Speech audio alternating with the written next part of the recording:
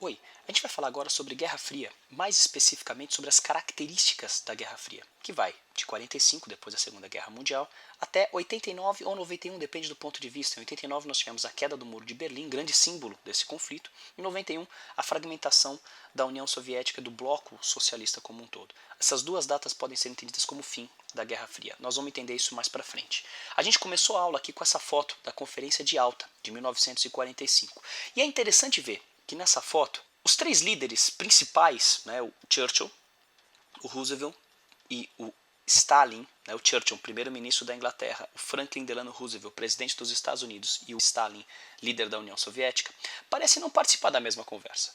A gente percebe que existe uma ruptura, como se o Stalin não estivesse participando dessa conversa que envolve o Churchill e o Roosevelt. É quase que um presságio do que vai acontecer com o mundo logo depois da Conferência de Alta.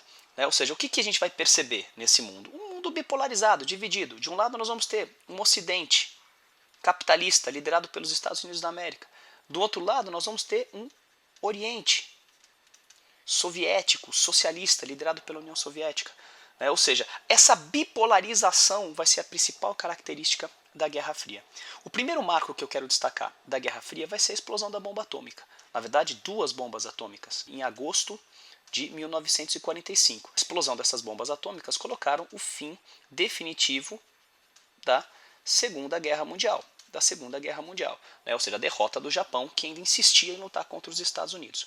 Além de acabar de vez com aquela guerra e acabar com o Japão inimigo, os Estados Unidos pretendiam, com essa bomba atômica, também passar um recado para a União Soviética, que tinha derrotado Hitler na Alemanha e que era vista, inclusive, por boa parte do mundo como a salvadora, como aquela que conseguiu salvar o planeta Terra do anticristo, que era o nazismo, que era o Hitler. Enfim, de qualquer forma, a explosão da bomba atômica estava passando um recado. Que recado que é esse? Vocês acabaram com a guerra na Europa. Vocês derrotaram Hitler.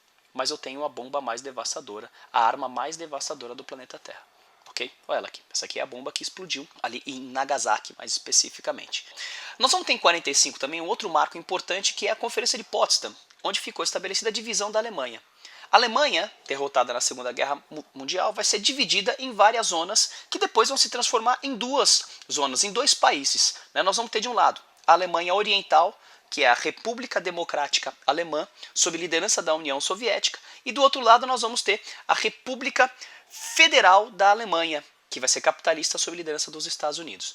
Analisando aqui, essas foram as zonas de divisão aqui da Alemanha. Vamos pegar. Essa vai ser a parte que vai ser a parte socialista, e todo esse resto aqui, vai formar a parte capitalista. Ou seja, aqui nós temos a Alemanha Ocidental e aqui nós temos a Alemanha Oriental, ok? Portanto, as principais características dessa Guerra Fria podem ficar definidas de que maneira? Existe uma bipolarização mundial. De um lado, a União Soviética, do outro lado, os Estados Unidos da América. Tudo bem? Os Estados Unidos da América vão usar suas armas para atrair o máximo possível de pessoas para o bloco capitalista, porque quanto mais países capitalistas sob a liderança dos Estados Unidos da América, melhor para os Estados Unidos. Quanto mais países socialistas sob a liderança da União Soviética, melhor para a União Soviética. É uma disputa pela hegemonia mundial. Essas são as duas grandes superpotências do planeta Terra, ideologicamente diferentes. Estados Unidos capitalista, União Soviética socialista. E elas vão disputar o mundo.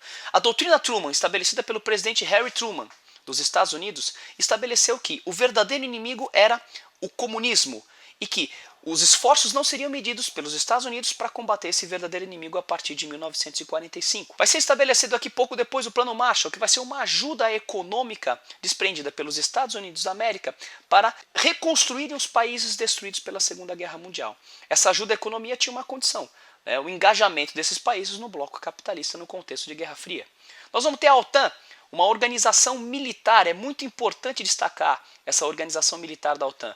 Ou seja, a Guerra Fria não aconteceu de fato, o conflito não aconteceu de fato, mas essa Guerra Fria ela vai ser uma guerra que estabelece a lógica do medo.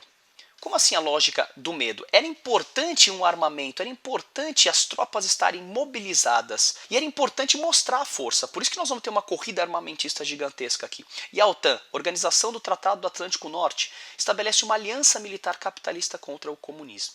Ou seja, para que o comunismo tenha medo dos capitalistas, ok? Nós vamos ter a CIA, né, que é o Serviço Secreto Norte-Americano, que vai investigar todo e qualquer tipo de avanço do comunismo.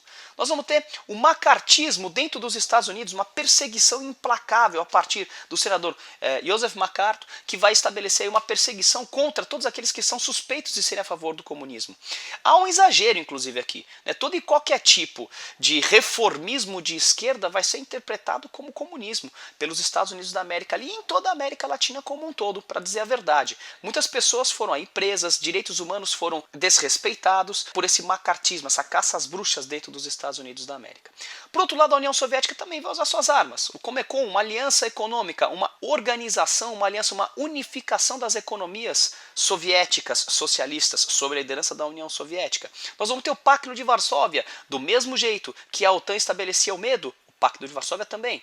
Uma aliança militar justamente para amedrontar os países capitalistas, ok? A gente tem aqui a KGB, o Serviço Secreto Soviético. Ou seja, o que a gente percebe? Os dois países estão se preparando para um conflito, mas ambos vão se respeitar e vão se temer bastante, até mesmo porque a União Soviética daqui a pouco também vai ter a bomba atômica. O que a gente tem aqui? A gente tem um mundo totalmente dividido. De um lado, e o grande exemplo disso é a Europa, de um lado você tem a Europa Ocidental capitalista, dividida por uma, como disseram na época, uma cortina de ferro, uma divisão da Europa Ocidental para a Europa Oriental, que era socialista. Características principais dessa Guerra Fria vai ser a corrida armamentista, ou seja, um enorme desenvolvimento em armamentos. A gente tem o submarino, os caças, os porta-aviões, os mísseis de longa distância, os aviões invisíveis, os helicópteros. Quando eu digo aviões invisíveis, são aqueles que não são detectáveis por radar. Nós temos aí a bomba atômica sendo desenvolvida também pela União Soviética.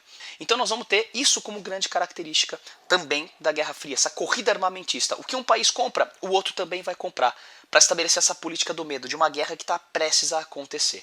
Tudo bem?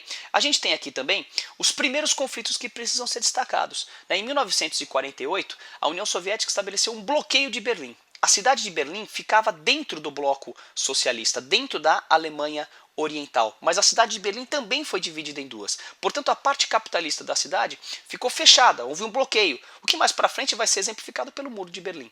O muro que vai dividir essas duas Alemanhas e que vai se transformar num grande símbolo dessa Guerra Fria, dessa bipolarização, dessa divisão do mundo entre socialismo e capitalismo. Aqui a gente tem algumas fotos interessantes da construção desse muro de Berlim. Olha só que interessante aqui, o muro dividindo as duas cidades, né, a cidade oriental e a cidade ocidental. Esse muro foi construído num intervalo muito pequeno de tempo, da noite para o dia ele estava pronto, ok? Bom, continuando aqui com esses primeiros conflitos, a gente identifica, além desse bloqueio a Berlim, nós vamos ter também outros conflitos interessantes, como a Revolução Chinesa, a Guerra da Coreia, a Revolução Cubana, a Guerra do Vietnã, que também estão inseridas dentro desse conflito de Guerra Fria. A China se transforma em um Estado comunista em 1949, uma grande vitória do bloco socialista, a Revolução Chinesa. Afinal de contas, quase 1 bilhão de pessoas se transformam em comunistas no contexto aqui dessa Guerra Fria. A Guerra da Coreia, que divide Coreia do Norte e Coreia do Sul.